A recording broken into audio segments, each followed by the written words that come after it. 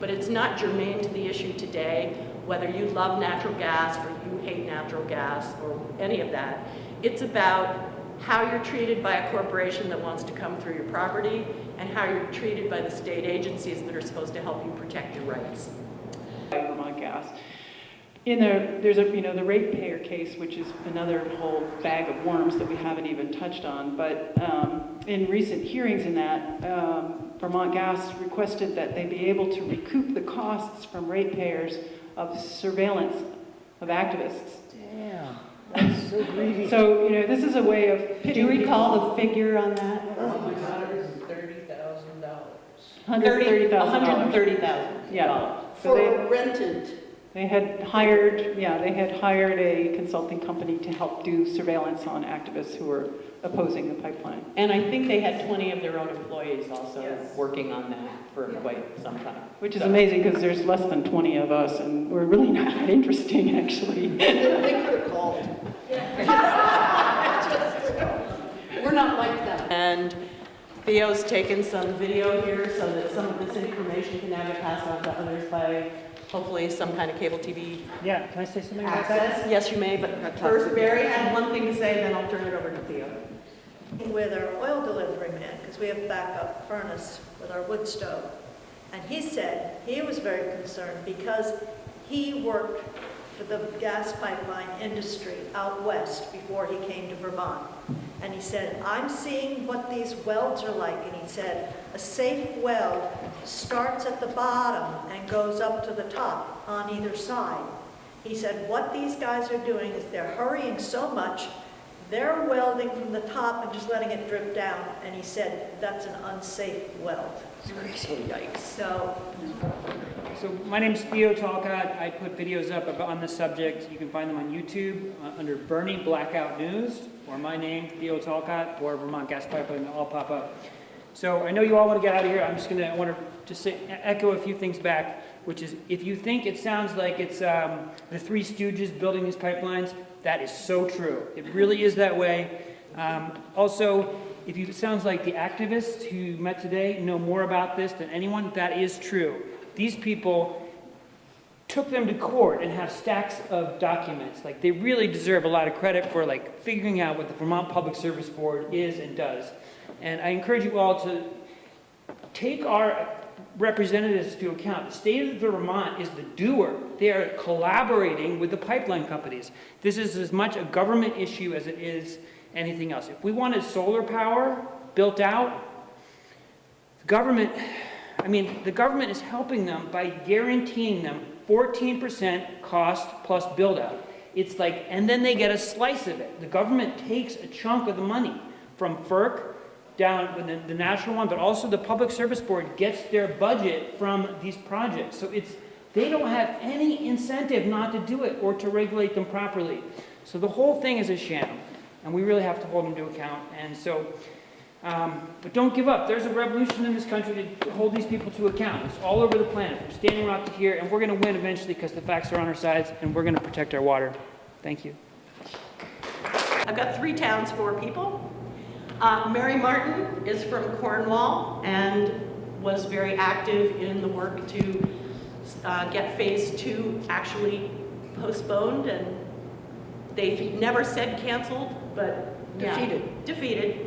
And then Jane and Nate Palmer are from Moncton, and the phase 1 plan was to have gone right through their property there, and it is not going through their property, even though that phase has been completed. And our last speaker will be Rachel Smolker, who lives in Heinsberg, and was, again, among a group of people who all of a sudden saw bulldozers coming over the hill to their public park, which had been bequeathed to do nothing but be for educational and recreational purposes. And so they kicked into gear, and Rachel has been very hard at work on some of the safety issues and violations that have taken place in the laying of phase 1 pipe. And I think we should all pay attention to that. I'm going to turn it over to Mary Martin.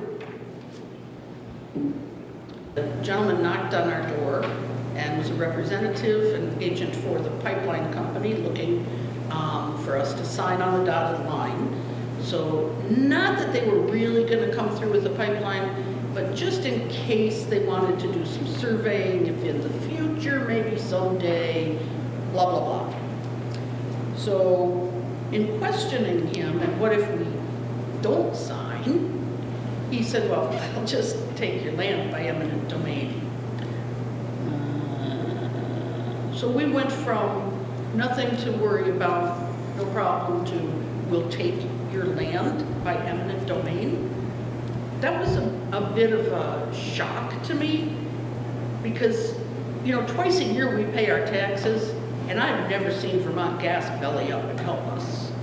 But yet they want to come in and literally cut our farm in half and run this pipeline to serve New York State business. Didn't set well.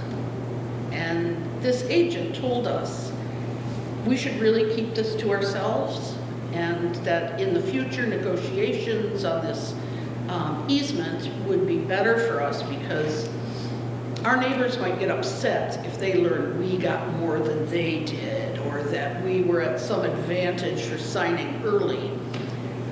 So just, you know, keep this under your hat. Don't talk to anybody about it, and I'll be in touch. He left, my husband and I looked at each other, and we got on dueling phones and started calling all our neighbors. Don't tell us not to talk to our neighbors. That's so. And she gave the advice to all of us about, as I've talked about before, the Jenny Baker's starter kit, which was to issue no trespassing warnings against the gas company, to make sure your land is posted, all the steps you could take in advance just to secure your privacy and protection. Which we learned that Vermont Gas just walked all over that. And they went out back on our farm through another entrance, and they cut down some trees, and they put in their stakes, and they did some surveying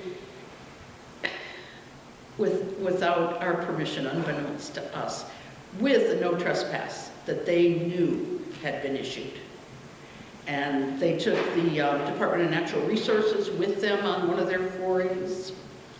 I just wasn't happy with the way we were being ignored, abused, mistreated, whatever you'd like to call it. They were trying to just run us over. And again, I had been pretty content before, but they were getting to me. I don't think they knew that they were stirring a hornet's nest. I'm generally an easygoing person, but they were wily, and they lied, and they trespassed, and they did everything you would not expect a decent company to do. They're nothing but bullies. They're corporate bullies with a license to plow right through. So be aware and hang together. It's important. Yeah, we had the same kind of thing happen in Moncton. You know, when we first started hearing about the pipeline coming to town, it was, you know, sounded like it was coming down from Heinsberg. It's like, oh, it's just a sign of the changing times. Natural gas is coming to town. We didn't realize it was a transmission line. We missed the first couple of meetings that were in town. And we had a neighbor call us up. We really didn't know. Well, he said, hey, you know, there was a meeting, and you may want to pay attention because it looks like they're going to put this thing right across to your farm. It's like, why? You know, because it was over on Davis Road. And then they were talking about putting on the Belco corridor, which, you know, we can see out the window, but why would it be way over here? Next thing you know, we get a call from a fella in town who we knew. I actually run a garage in North Ferrisburg, and I'd worked on this guy's vehicle before. And I hear Jane talking to him on the phone. Hey, Alice, how you doing? Yeah. You know, and he's saying, can I come over and check the farm to see if it's possible to put a pipeline in? And Jane's going, yeah, I can. And I'm in the background going, no! And a few bad words. Can he come on our land under any circumstances? She goes, it's Alice. It's like, I don't care. This guy would not even admit that he worked for Vermont Gas. He goes, oh no, I work for a surveyor who works for another company that may work for Vermont Gas. It's like, your check comes from the gas company. You know, it's like, this is like the beginning of the lies. It's like they have people working for them that, I don't know if they're trying to protect themselves or if they're not proud of what they're doing or what's going on, but you know, it's like, as soon as I start hearing lies from people, I start thinking, better be paying attention. But they wanted to come see if it was feasible to put a pipeline through our land. I said, no, it's absolutely not feasible. Don't waste your time. Don't even bother to show up. He goes, look, he goes, you know, if you don't want to do, we're just doing a feasibility test, study. If you don't want to do this, we can take your land by eminent domain. I said, look, I don't know all the utility laws, but I know you cannot take my land for a feasibility test. You know, it's like, get your facts straight, you know, and you ought to consider who you're working for here. And, you know, that's when he got into the whole speech about how, oh, I don't really work for Vermont Gas. And this was just the beginning of it, the little eye-opener. And then we started talking to other people in town, see what was going on, got involved in some more of the meetings, and, you know, it's like, next thing you know, the hearings are coming up, so we decided, well, we better intervene because nobody's going to step up, and it's going through a lot of farmland.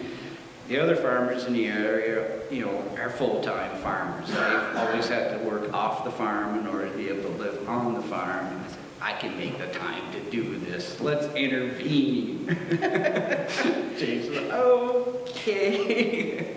So that was the beginning of a long process. 5 years out, almost to the day.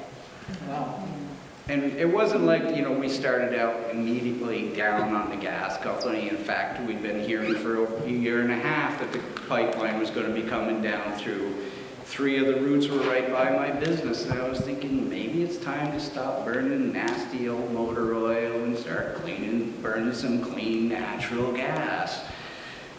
And then, of course, I started doing research, and the more you dig, the more it starts to make you a little nervous, and the fact you can never get a straight answer out of these guys. You know, it's like we just heard, let's give a little breakdown on the scenario.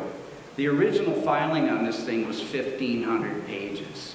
It tells you in there the entire 4-phase layout. Their every intention of getting to the federal pipeline system. That is their goal. It was never, well, maybe we'll get to the pipeline like they try to tell you.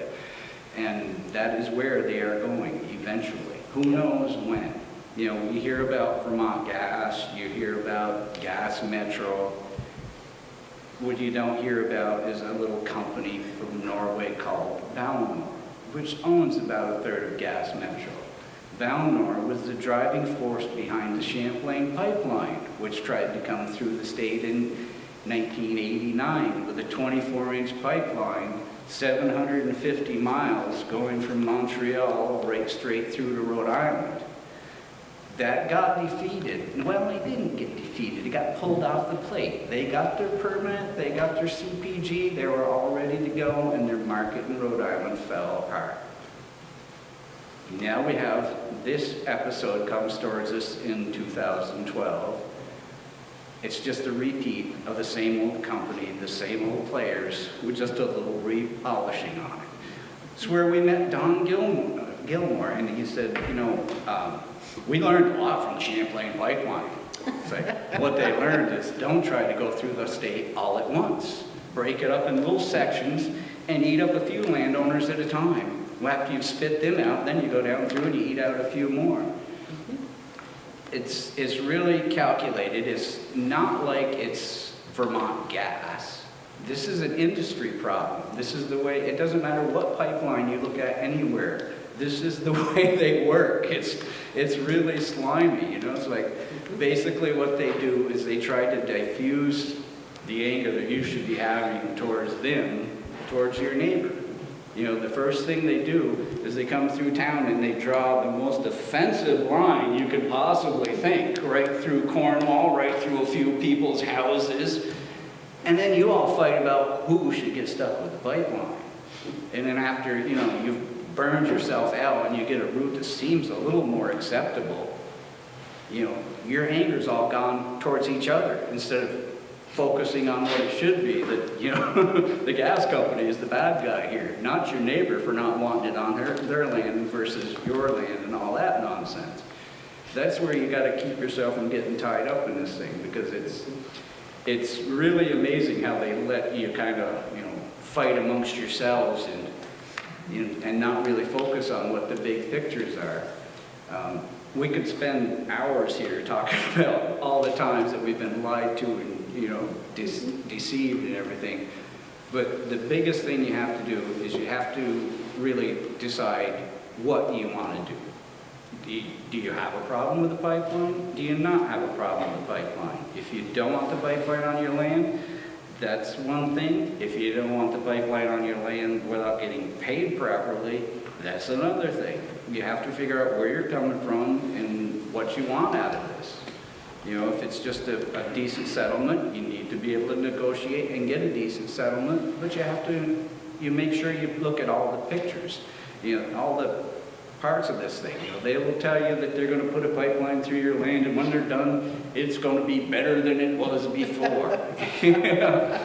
And, you know, I did a little bit of running around with that, trying to figure out, you know, is this really truthful? You know, I called up UVM, I talked to Dr. Heather Darby, and I said, look, you know, they want to put a pipeline through my farm, you know, it's like kind of freaking me out. Like, can you come look at this and tell me if this is an issue or not? And she said, yeah, you do get a little excited. Let me look at the information and I'll look at it. And I sent it up to her, and she said, you know, I want to know what the construction details are, what your soil content is, and, you know, what they're going to do.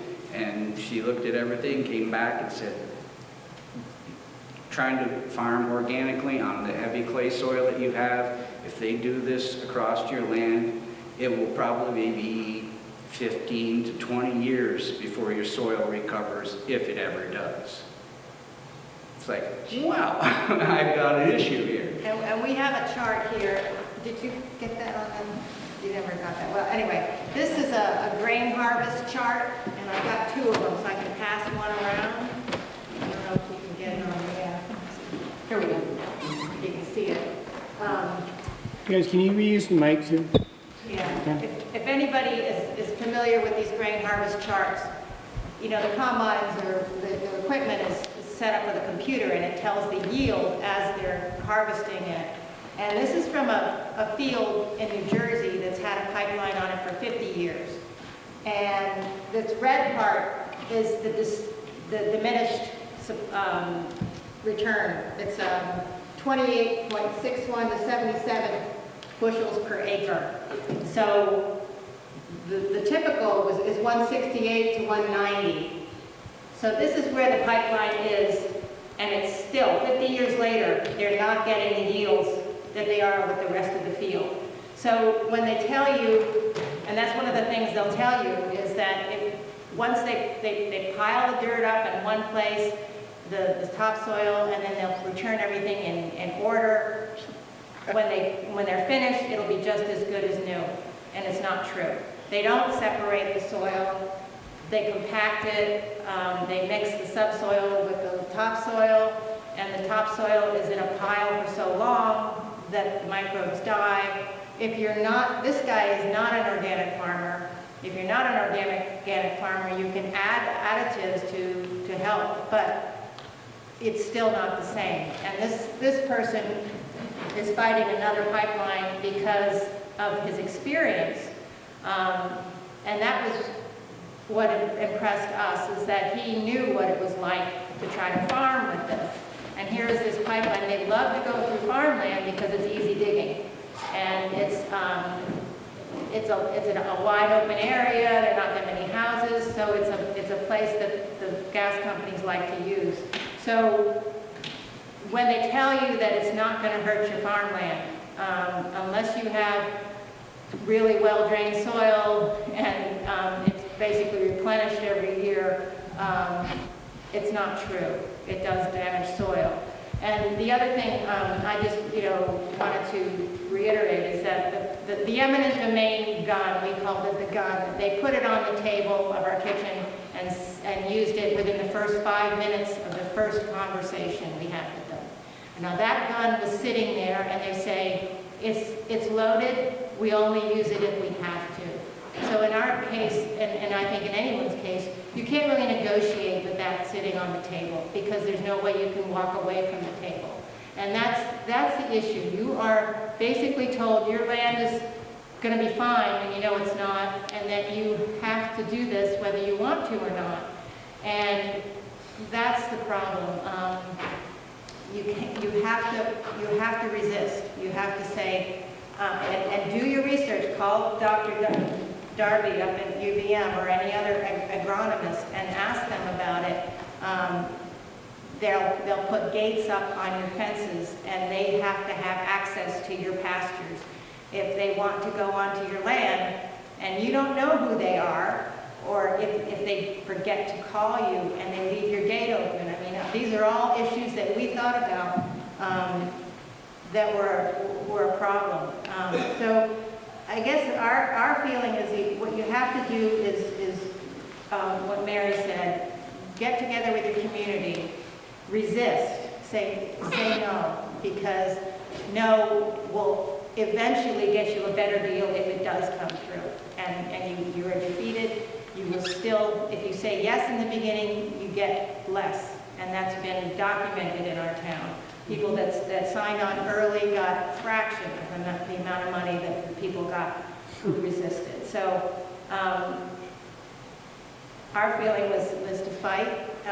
If you have time to fight, that's great. If you don't, get together with your community and hopefully other people can fight along with you or for you. It has to be the people for the people, and you have to protect what you have because our government's not going to do it. And unfortunately, when we discovered all this and we had Dr. Darby give us the report that it would harm farmland, we foolishly thought that the department, or the Public Service Board at the time, would apply that across the whole route. But they only applied it to us. And what they did was they said, okay, you have to directionally drill under the entire property of the Palmers.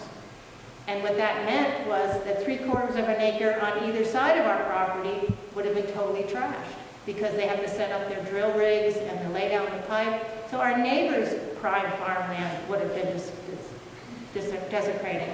So that was not what we wanted. And we wanted them to acknowledge that it's not good for farmland. But instead they just, made them drill under ours. Like we were the squeaky wheel, and that's how they rectified it. Fortunately, the directional drilling is very expensive. So in the end, what they decided for us was to go around us because it was so expensive to drill under our property. They got an easement around our property, and our neighbors were happy because they got paid a pretty sum for their land. But the thing is, I guess you just have to take it with a grain of salt when they tell you things. Find out for yourself. Ask people, experts, what they think about what the destruction will do to your property, whether it'll be something that will go away after a while or not. And it isn't. It also affects the groundwater.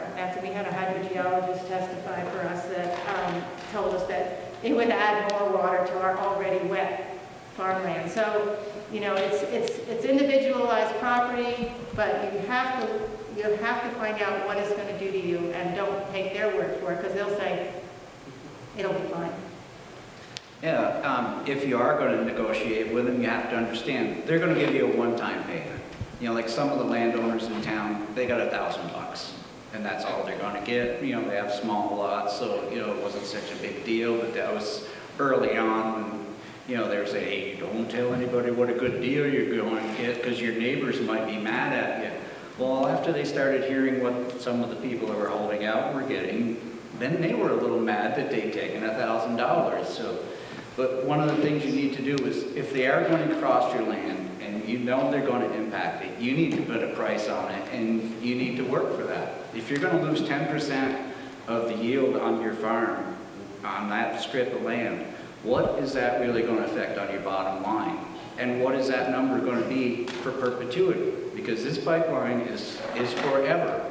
So your loss is going to be forever, and you need to be able to balance that out, because even though you've got, you get stuck with this pipeline on the land, you're the one that has to pay the mortgage on the land, you're the one that has to pay the taxes on it. One of the things that we had the hardest time trying to figure out with our town is like, why are they even accepting this? Because for us, we thought, why are they in Moncton? You want to run a pipeline right down through, you're trying to get to Virginia's, you're trying to get to Middlebury, you're trying to get to Rutland, you're coming out of Burlington, it's all on Route 7. Why don't you go right down Route 7? Well, it turns out there's this little thing, that they call collateral damage. If something goes off and it blows up, where's the cheaper piece of property? For them, it was in Moncton. If you come right down through Route 7, you're in Shelburne, Shalott, where all the houses and businesses are tight together. It was going to be almost 1,000 landowners that they would have to deal with going right down through 7. This way, getting to Middlebury, they did it with 164 landowners. So it's like you got bigger chunks of property, you got more area in between, and with most of us that are trying to run a farm, you're pretty well tied up all the time. You don't have the time that you need to go out and deal with all this negotiation. When we got into this, we said, oh, we're going to intervene, and we jumped right in, and by the time we got to the technical hearing, we'd already chewed up 1,000 hours of our time, just trying to do the research, trying to get in our head what we needed to do to protect ourselves. And it is a big challenge, it's a big lift, however you do it, whether you're for gas or whether you're not for gas. You got a heck of a lot bigger fight if you want to just keep them right off. The best thing that we did through the whole thing is, we just kept saying, no, we don't want it, we're not interested. At one point, we did look at, maybe we should put this on the western side of our property, which is all wetlands, far away from everything. We said, look, if you're going to take our land, take the land over there that's in the WRP. It's all wetlands, we can't farm it, we can't do anything with it. It's away from everybody. It would have actually meant that there would have been 12 less landowners involved. But we did give them a limited access. It said, if you have any problems out there, you need more time, you need to let us know. But you got 2 weeks where you can go out and do your study and see. Well, they took a while to get going, and then they got going, and the 2-week time came up, and they're still out there. They're doing an archaeological study and stuff, and it's like, why are you on my land? Oh, we're almost done. It's like, no, you were done yesterday. Don't come back. The next day I come home from lunch, they're out there again. Yep. I went out, I said, what are you doing here? Because we're almost done. I said, you're done 2 days ago. I said, I'm going back to the house. If you don't walk immediately off my property now, the next person you're going to deal with is the state police, because they're going to bust you for being out here trespassing on my land, which has always been posted. Gets on the phone, he goes, look, guys, you got to get off of the Palmer's property right now. You get out here. And I said, and in fact, you don't even want to walk on my property. Go up on the Nature Conservancy and walk out around my property. You're not allowed on my land anymore. So, all right, he's really pissed. Everybody go up on the land. I said, look, he goes, this is going to take us longer. I said, don't you get paid by the hour? He goes, well, yeah. I said, have a lovely walk. It really stinks that you have to act like that to protect your own land, but you have no choice. No one else is going to step up for you. When I first got involved in this thing, I know a lot of people that work in various state agencies, and we rattled the doors at ANR and at every department that we could, and we kept getting this recurring message. It's like, the governor's telling us, if we're for this, speak up. If we're against it, shut up. We're sorry, we can't do anything for you. It's like you are on your own, you know, it's really too bad. One of the things that, you know, amazed us when they first wanted to come through town, we thought, why are they doing this? Why is our town putting up with it? Not only is it collateral damage, our town was going to get taxes. We to our select board, we said, we heard you're going to get taxes out of this. And they said, well, maybe there'll be a little bit. It's like, so what are you getting out of this? And then all of a sudden, a lot of the people in town that were thinking they didn't want a pipeline in town, it's like, oh, there's taxes. Oh, what? You know, we could spend that on the salamander crossing. We could spend that on the park. We could spend it here. It's like, wait a minute, you know? It's amazing how the whole money thing gets in there, and then all of a sudden people start changing how they feel about things. And, you know, you expect the same thing, you know, it happens on the state level, you know, it's like when we started bringing up this issue of, you know, you're going to get taxes from the pipeline that's on my land that I'm already paying taxes on. Yeah, but, you know, we're not really going to get that much because we got to share it with the state because of the school tax thing. You know, we're going to have to give up 60% of it. Well, if you look at the tax bill that's on this thing, you know, 60% of it going to the governor's office. Well, no wonder the state's all behind this thing. It's just totally, Follow the money. you know, it's unbelievable how it happens. Eminent domain is a privilege that's granted to companies when the state of Vermont gives them a certificate of public good. And eminent domain is what allows them to just take a person's property for whatever their project is, if the person doesn't readily agree to selling them an easement for the property. That's one thing. The other the common mistake that people make when they hear about a pipeline is, oh good, we will have a chance to get natural gas. And in this circumstance, there was really no opportunity at the outset for anybody between Franklin County and Middlebury to actually get natural gas, because it was not a distribution line, it was a transmission line. And transmission lines are larger than distribution lines. They need to be laid deeper, although we'll hear about how that didn't always happen. And the compression is much higher on those lines. So the chance for something going awry and possibly blowing up at some point is much greater than with a distribution line. It was because they were coming and wanting to put the pipeline through Public Park in Heinsberg that I did step in. And in the process of doing that, I met a lot of the landowners who've been impacted by it, who were engaged with the battle. And I have to say, in my heart of hearts, I'm a climate activist, I'm an activist on various different fronts, but what really has moved me is what this has meant for landowners. People who love their land and have nurtured their land, have raised their kids on their land, have deep history with their land, sometimes for several generations, and then the pipeline company comes along and puts that eminent domain gun on the table and says, you know what, this place where your roots are and where your family's grown up is getting a pipeline. If you don't like it, here's the eminent domain gun. So as other speakers have pointed out, you don't have a choice, really. It's either you sell an easement or you undergo the eminent domain process, which is highly unfair. So, in my heart of hearts, that's where I just think I cannot stop fighting this pipeline because of what it has meant for people who live in the path of it. But the other reason is that my worry, not only for these people who are in the path, is not just about what's happening on their land in terms of their rights to their land and having an easement, but it's because of the risks entailed with having a high-pressure transmission pipeline in your backyard. So the pipeline that's coming through Vermont is 12 inches. It is not serving you gas in your backyard. It is taking gas ultimately to connect up to the grid that will allow export of natural gas in the United States. This is part of an industry vision and an industry plan. It's not mom and pop Vermont Gas offering you wonderful choices in life.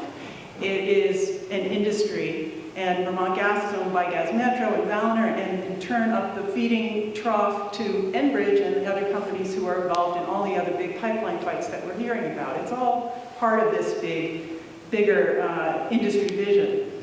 And when you get a 12-inch transmission pipeline across your yard, you wonder, what are the risks? This pipeline is slated for maximum allowable pressure of about 1,440 pounds per square inch. I think I'm getting that number right. It's very high. Actually, for an industry standard, a pipe of that diameter under that amount of pressure is kind of unusual.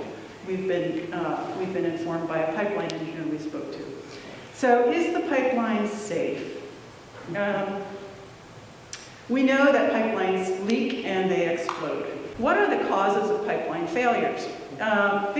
One of the biggest causes of pipeline failure is corrosion. It's made out of metal, right? And various different forces can cause the metal to corrode. The other problem that can lead to pipeline failure is welding. The pieces have to be welded together, and when the welds are not done properly, they can eventually corrode. Sometimes they have to put certain kinds of coatings on the pipeline and over the welds in order to ensure that the corrosion is controlled. One of the issues that's been really prominent here in Vermont is when you construct a pipeline adjacent to high voltage transmission lines, there's a feedback between the electrical current that's going through the voltage, through the wires and the steel in the pipeline that's buried alongside. And this can cause a lot of corrosion. This is a huge problem for the industry, and it's a problem that is especially relevant here in Vermont because we have about 10 miles or so of pipeline that is so far in what's already been built, that is built right under the high voltage transmission wires going through Heinsberg and Williston and Moncton. And the industry basically says, this is a huge problem. We're trying to figure out how to control this problem. You can do various things to try to control this problem, but we're really not we haven't really quite figured it out. It's very complicated. It depends on what kind of soil you're going through. It depends on whether there's spikes in the voltage in the wires. It depends on if there's a lightning strike nearby. There's so many different variables that come into play. Other issues have to do with loading. What if something drives over the pipeline? If you are a farmer and you have a pipeline going across your farm and you drive across it with your tractor, is it going to be okay? So one of the common problems is in agricultural lands also is tilling equipment that strikes a pipeline and causes damage. Either causes the pipeline to, usually it's not an immediate problem. Usually it creates a ding, and then that ding starts to corrode, and there's a little problem, what they call a holiday in the coating of the pipeline, which allows corrosion to set in, and then ultimately, it could be 10 years from now, ultimately the pipeline has corroded to the point where there could be a major explosion of some sort. Rocks and abrasion are also a cause of pipeline failure. We've seen that here in the state of Vermont. In fact, in part of the pre-filed testimony under the Certificate of Public Good that allowed this pipeline in our state, there was testimony from a pipeline safety person who said, we're going to be very careful about making sure that there are no rocks around this pipeline because we've had that problem in the state before. Another pipeline incident happened where there was a major leak because a rock had worked up through the soil and abraded against the pipe enough to create a point where corrosion could set in and the pipeline blew. That was not a 12-inch transmission pipeline with 1,440 pounds per square inch, thankfully. But it has happened, and it's a common cause of pipeline problems. I already mentioned strikes in farming equipment. Other things like water damage, if water starts flowing down on a regular basis, or if the pipe is buried in a very wet place, that can help to lead to corrosion. And then there's things like, earthquakes, and, we don't have too many of them here in Vermont, but we do actually have them occasionally. And things move, things shift, and stuff happens. So pipelines often end up having problems. And that's why we keep hearing in the news about pipeline explosions. Now, I wouldn't have gotten off into all of this stuff of looking and learning about this if I had had a lot of confidence in Vermont Gas's construction of this pipeline. But as I started looking through the records and watching what I was seeing in construction, I started getting very worried because I was seeing a lot of things that I knew shouldn't be happening. I saw, and I'll show you the pictures of the PowerPoint, where pipeline that was just sitting out in water, in standing water, which I knew was not supposed to be doing. Pipeline that was rusty, and seeing that the workers were rushing through as fast as they could, that the company was way behind schedule and over budget and just wanted to get this thing in the ground fast. And there were incentives in place. The contractors were made responsible for things that created the incentives for them to cut corners and get this thing done in the ground fast. And meanwhile, thinking, okay, what are they supposed to be doing here? There are federal standards. The federal standards are minimum federal safety standards for construction of pipelines, and they're very minimal. And then there were the state permit. The state said, we want you to build this to a higher standard. You have to go through this process. You have to agree to do all these things. There were extensive hearings about what kinds of things. Safety experts who came and testified, we're going to build this to a higher standard, and we're going to build it to a Class 3 standard, even though we don't have to. The Class 3 standard would mean burying it a little bit deeper, using stronger pipeline, stronger, thicker pipeline, and so on. And in the industry language, they talk about things like high consequence areas. So a high consequence area is a place where if you run a pipeline through a schoolyard, and it happens to blow up, it's a pretty high consequence. If you run it through a field where there's no houses or no people living there within a certain distance, then it's a lower consequence area. And so there are different standards for different levels of consequence. And these are just, giving you some of the idea of the industry and the permitting and the standards that are associated with this. And then there's things like the incineration zone, which is, if you're living, I can't remember what it is exactly, 100 feet, 300 feet, I think it's 300 feet from the pipeline. He probably has that number on top of his head. 600 feet for a 10-inch pipe, not even a 12-inch pipe. Okay, thank you. So you're living in the incineration zone. So if the pipeline is going through your yard, you may be living in the incineration zone, which means that basically there's very little chance that you won't get incinerated if the pipe blows. And this is, again, just part of industry language, right? The Department of Public Service has not done their job in a rather alarming way. And in 2016, they actually did go through a process of filing a notice of probable violation about electrical safety concerns that with the construction in Williston, Heinsberg, Moncton as they were going through.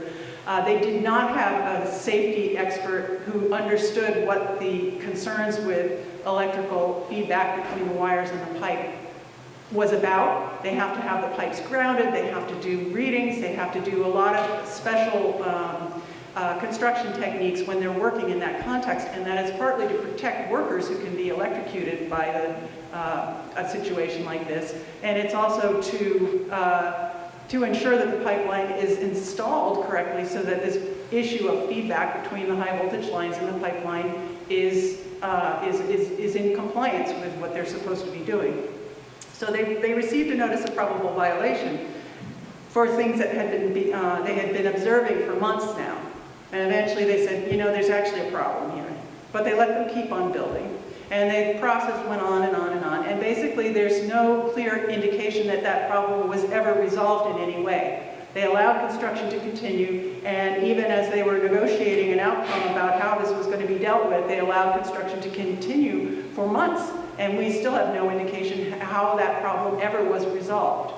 We have, in just the past 6 months or so, gotten involved in another issue about construction of the pipeline, and that is Vermont Gas. Well, let's start back with the initial story. The Littles warned us about an excavator that had fallen off the skids in a place in New Haven, and my partner, Cisco, went out with his camera to see what was going on and maybe take a picture of the excavator, that's how he would say it, off the mats. And he went out there with his camera and found that the pipeline was buried, sitting in a trench, but it was only like maybe a foot or so down below the surface, knowing that the pipe is supposed to be buried at least 4 feet under the Velcro lines.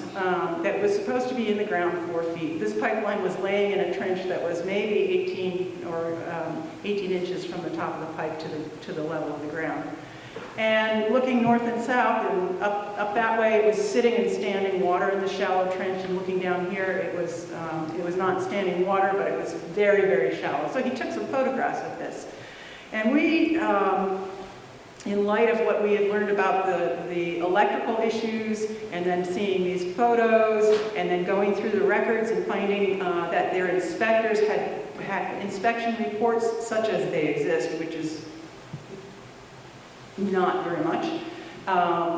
The inspection reports were indicating that the inspectors had come out and said, you're supposed to have, for example, comprehensive written specifications that tell your contractors exactly how to build this pipeline and what they need to do, what standards they need to follow, and so on. And the inspector's saying, where are they? This is in 2015, mind you. The pipeline had already been under construction for quite a long time. And the inspector is saying, where are the comprehensive written specifications for the construction of this pipeline? You're not telling your contractors how to do it. How are they supposed to know? You've already built several miles of this pipeline. And that was just one issue, right? There were many. There was the electrical violation, and there were problems with things like that had come up around how welds were being done, whether coatings had been done properly, whether all different aspects of the construction. There were many different problems. So we decided we've got to do something. The Department of Public Service is not doing their job here, and our people who are living in these communities and living right alongside this pipeline are going to bear the cost of this shoddy construction. So we went to the Federal Pipeline Hazardous Materials Safety Administration, PHMSA, and we delivered to them a very highly researched table. Here's where, in this document, and inspection documents, and this and that and the other thing, here's all these problems. Our state's not doing the job. We need the feds to step in and take oversight of this project to make sure it's done properly, because it's not being done properly. So the feds, I think, are kind of obligated when citizens come to them with a complaint like that to take some action, and they did. They did come to the state, and they did review some of the issues that we, and I don't know, did they ever resolve them? I couldn't tell you the answer to that. There's no track record showing that the problems that we brought to their attention were ever resolved. Just the Fed said, yeah, we came and looked, and that's kind of where it was left. Well, the photos that Cisco took in the swamp that day were among the things that we sent to PHMSA and the Pipeline Hazardous Materials Safety, the feds. We sent them photos and said, now we understand the pipeline's supposed to be 4 foot deep, for example, and in this picture, that doesn't look 4 foot deep, it looks maybe, 18 inches at best. And so those had been delivered to the feds. So lo and behold, 9 months later, whatever it was, Vermont Gas filed with the Public Utilities Commission, PUC, a request for a change to their permit. Now, they've made a bunch of changes to things, but when something's really being changed, it's a substantial change, they have to go to the state and get permission. We had a permit. We had a certificate of public good. There were all kinds of conditions that were attached to that they were supposed to abide by. Did they abide by those conditions? Well, we understand when you're building a big project, things can get changed along the way. Of course, it's, and so at some point when something seems like a fairly significant change, like it might mean the difference between the pipeline blowing or not, it would make sense that you would go to the state and say, hey, this is a change that we need to make to our construction specifications and how we're doing this, and we need the state to know this. It's not what was in the permit, it's a change to the permit, and we need to go through a process to decide whether this is a substantial change or an insubstantial change. And you really shouldn't just continue building the pipeline while you're doing that process. But they came to the state and they said, we've had a lot of problems burying the pipe to the proper depth in just that one place where those photos were taken. Actually, there's been no problem anywhere else. It's all been good. It's all been good. But that one place really has been a bitch. And so we'd like a continue. We don't think it's a material change. It won't change anything about the pipeline. It's all good. But we want you to know, and it's just the only place where there's been any problem.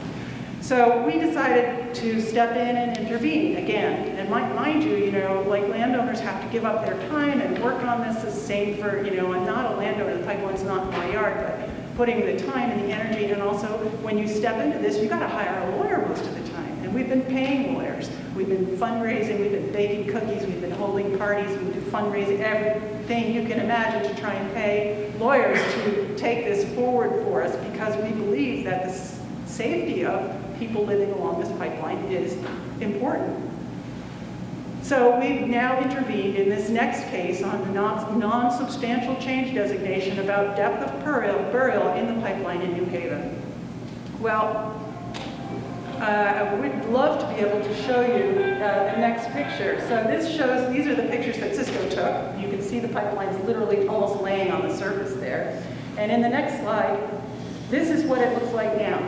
It's basically, we call it Cisco's Lake, because what happened, they had a very narrow work area there. The soil was, they've been referred to as muck and as ooze and as, you know, it was a wetland. And they had very difficult conditions to work there. And so they did a technique for installing pipe that I've never heard of, and as far as I can tell, like Agency of Natural Resources never heard of it. And one guy we interviewed or posed in the case, who'd worked in the industry for a long time, like his entire adult life, said he'd never seen this before. He'd kind of heard that maybe it happened sometime.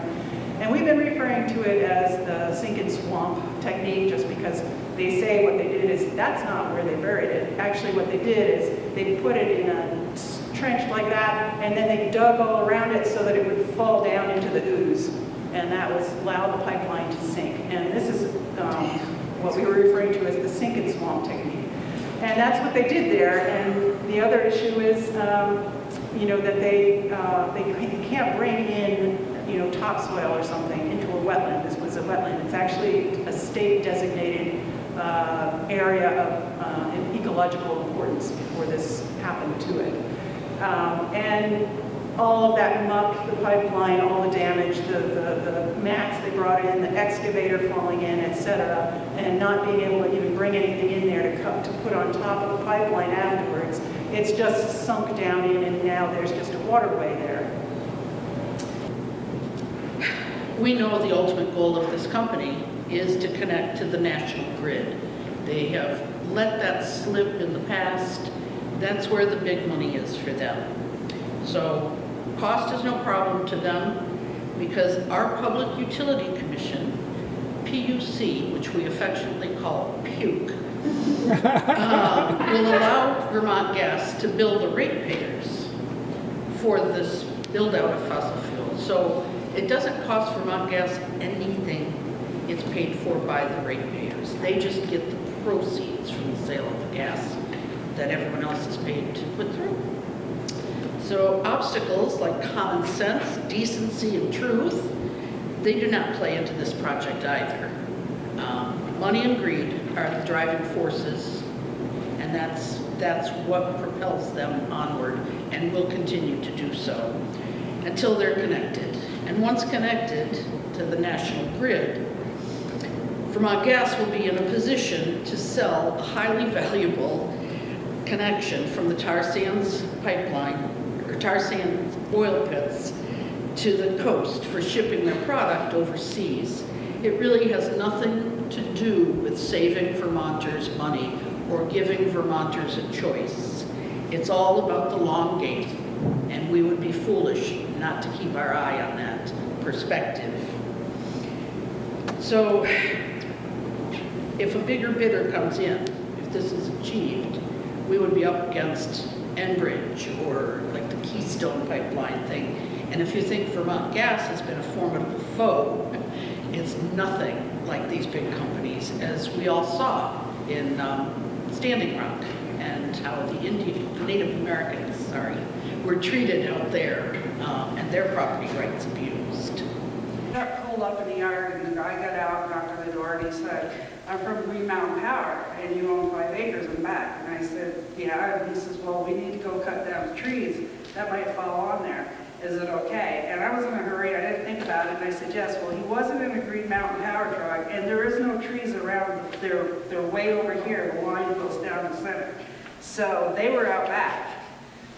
And what were they doing? So they did not cut anything? I have no idea. They took them a couple months. We heard a saw or two, but, you know, I said to him. And this tactic of catching you by surprise when you're in the middle of something else, it's he very wasn't- efficacious for them. He wasn't home, and I said to him, I said, "So these two guys came up in a, you know, like a big Ford truck, and it did say Green Mountain Power on it." And he banged on the door, and, you know, dog barking, and he's like, "We got to take down some trees on your property in the back." And you know, because of the power company, and I was like, yeah, go ahead and what? Well, and that's something else we ought to all know is that Green Mountain Power and Vermont Gas are both owned by Gas Metro, so they're really sister brother. Yeah, but normally Green Mountain Power, when they come in a truck that says Green Mountain Power. Exactly. So it took me. And these days, you never know who's contracting who. Right. I mean, I know when they were put. The Addison Independent wrote a lot of articles about these concerns that people were having. But first of all, they're getting this big advertising money from the gas company. And then, when they did the articles, they would write, say, 10 paragraphs, and some of them would go on to another page you had to flip through. And at the very bottom, they would do a paragraph, maybe two, if it was really outrageous, about what the other side thought about this. So it was definitely that there was a bias in the newspaper. When I confronted the governor at the governor's luncheon, he told me I was being un-Vermonty. Oh, I remember that. Yeah. And what I noticed was that the governor's luncheon at the American Legion in Middlebury, the Addison County Regional Development Corporation person was there, and all the Vermont Gas people in their black suits were there. And I was like, said to my husband, what's going on? And then the governor said, I can't answer any more questions. I've got to go to Rutland. And he gets up to go out to go to Rutland, and they all get up and follow him because he was being the cheerleader for Vermont Gas to get to Rutland and to get the Chamber of Commerce and all these businesses and sell them on the idea they're going to get this cheap gas. So nobody's on your side if you have concerns. They're not hearing you. That was one of the things that happened in Moncton early on. They were so far behind schedule, you know, they wanted to get out here and start working, and a lot of this does travel right along the Belco corridor. The next thing you know, Belco's out there clearing the lines back, and one of the landowners that was involved at the time, our nephew worked for Belco. She called him up and said, what's going on? Belco's out here cleaning. They've never come and cleaned on my land without letting me know. He said, oh, no, it's not Belco. We don't operate that way. There was a back and forth for like 2 or 3 weeks, and then it was finally, well, I guess it was Belco. You know, but could never get a straight answer, but it was pretty obvious that Belco was doing the prep work to get ready for when the gas line went through. They're married, you know, so you just can't trust one and not trust, you know, they work in conjunction very well, so you really have to watch out, you know, what you're doing and what you're saying and how you're allowing them on your land.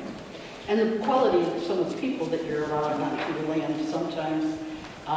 The welders up in the beginning of the project that got busted for methamphetamine, they were not only doing it, they were dealing it to their supervisor. They were the welders. These were the guys that were putting these pipes together. Gotta weld quick. Yeah, gotta be up all night, gotta get this job done. I feel better. Knowing they were on performance-enhancing drugs. No. They basically said the state gets 0 points for adequately, I'll just read you the quote. The question is, did the state follow compliance procedures from discovery to resolution and adequately document all probable violations, including what resolution or further course of action is needed to gain compliance? They got 0 points for that. Continued issue again this year. So this was in 2016. Again this year. Only one letter went out again in 2016. There is a problem with compliance issues and all reports in general getting completed by the staff. 0 points due to unacceptable actions in this area. In other words, you get 0 points for enforcing compliance with this project. That's not me saying that. That's the Federal Pipeline Hazardous Material Safety Administration, who are not known for being like super hard-line, you know, environmentalists or tree huggers or, you know, pipeline engineers or anything. They actually do have some concern about the rising incidence of pipeline failures happening around the country, and I suspect there are people in that agency who deeply care about this issue. And they gave Vermont 0 points, a failing grade. And that's exactly what we had been telling them, right? We had told the feds, the state's not doing their job. And the feds said, yeah, the state's not doing their job. Hey, landowners, the state's not doing their job. And we had asked the state to do their job. Yeah. So who was doing their job?